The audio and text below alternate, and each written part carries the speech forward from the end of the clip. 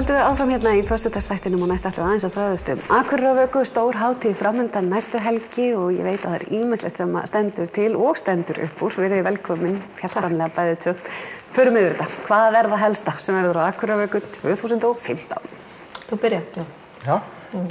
Það eru fastir liðir. Það er vísindasetur, núna 3. árið í röð. Þar er ævarvísindamaður og sprengjusérfræðingar og sjálflýsandi lífverur og vísindaskóli unga fólksins líka. Það verða vegglistaverk máluð, þar sem að það er 3 listakonur sem ætla að mála listagilið, vegginn þar stóra. Guido van Helten, ástralski listamaðurinn, hann er að fara að koma aftur og í þetta skipti er hann að tengja Akureyri enn meira við Grímsey, það Grímsey er nyrðsta hverfið á Akureyri og það gerum við með því að Guido er að fara að mála sæfara, sem er mjög spennandi. Já. Og það er úkraínsku danshópur sem er að fara að koma, listigarðurinn og stórt tónleikar. Og fleira. Það eru 100 viðburðir á dagskrá, þannig að þetta er bara svona... Einn af þeim stærstu eru þetta Draugavaka. Já, Draugaslóðin náttúrulega... Já, Draugaslóðin. Já, þetta var... Já, Draugavaka var aðeins, það var eins og rugli fyrir. En Draugaslóðin er allavega heitur. Við það allavega viðburður sem er orðinn fastur, búin að vaxa og dafna. Og í ár þá fengum við hana Margréti Sverrisdóttur til þess að leikstýra henni. Og ég meina enn og aftur er þetta viðburður sem er frábær þátttökuviðburður í innbænum. Það sem að íbúar taka þátt og Þetta er þannig að það íbúar slökkva ljósin, það er alveg rosalega dimmt, það er mikið skræki, það er fólk í búningum og það er málað og svona. Norðurorka slekkur ljósin, þannig það er engin ljós, sko.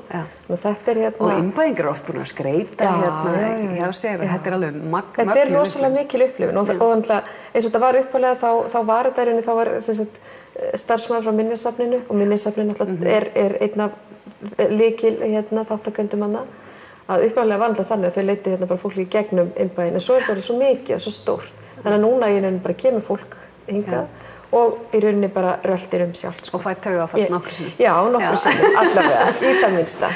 En það er þema þessa Akureyrarvökunni. Já, við þemað í ár er Dóttir, mamma, amma og það er í rauninni tilvísun, í rauninni, annars vegar í tengslum við þetta 100 ára kosningaafmæli kvenna, en fyrst og fremst er þetta í rauninni svona ákveðin, hvað segir maður, okkar virðing til þeirra kvenna sem hafa lagt sitt af mörkum til menningarlífs á Akureyri. Og það er mjög mikið. Og það er auðvitað þannig að það geta allir tengt sig við þetta, því að mjög líklega eiga allir mömmu. Allir eiga eða hafa átt ömmu og sumir eiga dætur eða eru dætur einhverra. Þannig að þetta í rauninni erum við öll. Þú veist, það er í rauninni, og það er náttúrulega eins og Akureyrarvaka vill vera.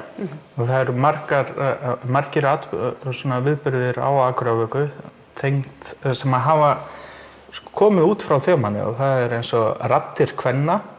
Þar eru akureyska konur af erlendum uppruna sem eru að tjá sögu sína í gegnum hreyfingar undir stjórn Önnu Richards. Svo er mitt uppáhaldsljóð á Kafilm. Þar eru 10 akureyska konur frá erlendum uppruna sem að lesa upp ljóð á sínu móðurmáli. Það eru ljósmyndasýningar, ein sem heitir Móður og önnur sem heitir Í heimsókn til Helgu. Og það Helga úr Hrísey, 94 ára gömul kona, sem að segja Dagbjörtu Brynju sögu sína. Og sú sýning verður í gluggum Eymundsson.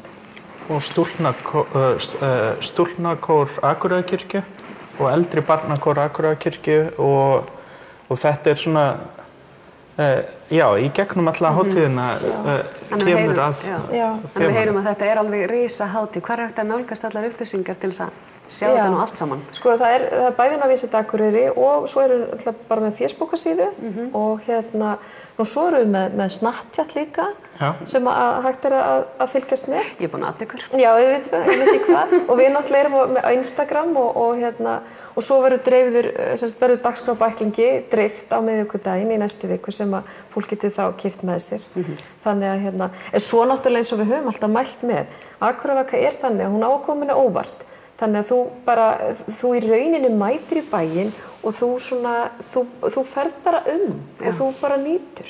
Hún á að koma óvart og þetta er líka hátíð, hátíð upp að gefa og þiggja kannski örlítið. Þannig að að gera Akureyrarvaka snýst líka það að koma og gera eitthvað og það getur verið eitthvað sem við vitum ekki ennþá hvað verður. Að koma og gera eitthvað, þáttaka, koma út með gítarinn sinn og spila. Nákvæmlega. Og svo á laugardagskvöldinu þá eru stórtónleikar í Gilinu. Stórsveita Akureyrar 75 ára og verða gestgjafar á sviði allt kvöldið. Og Alberto tónlistarstjórinn og Samuel Jón Samuelsson gestastjórnandi, Leiló kemur og með hljómsveit og Jónas Sig. Og þetta svona... Og svo eru þetta 2 akureyskar söngkonur með líka. Hafdís og Brynja. Og beint eftir hamingjuna í laginu hans Jónasar Sig Fríðarvaka. Núna annað árið í röð og engin flugeldasýning.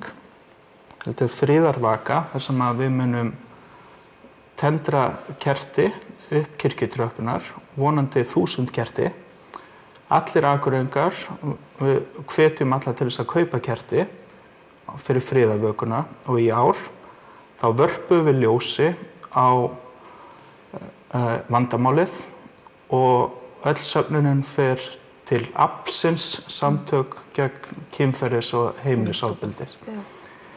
Og það að gera að kaupa þetta kerti og vera með að það samhugur og samkenndi það sem að einkennir Akureyrarvöku.